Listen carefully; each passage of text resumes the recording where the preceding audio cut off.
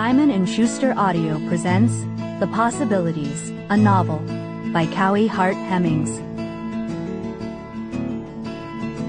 Read by Joy Osmanski.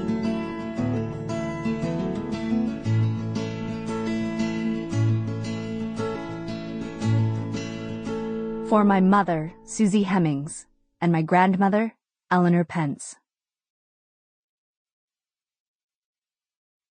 Part 1. Chapter 1. I pretend that I'm not from here. I'm a woman from Idaho, on vacation with friends.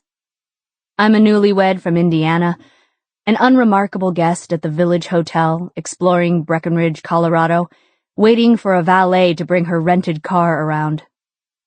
A drop of water falls on my head. I look up at the green awning and move so that I'm fully covered.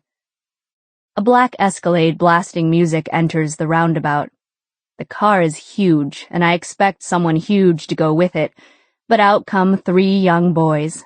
The driver, short, passengers, tall, and the valet, also a young boy, wordlessly takes the driver's keys, hands him a ticket, and nods his head.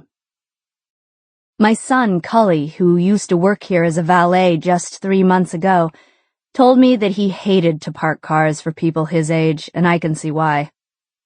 Growing up, I'd feel the same thing, an embarrassment to work in front of friends and peers.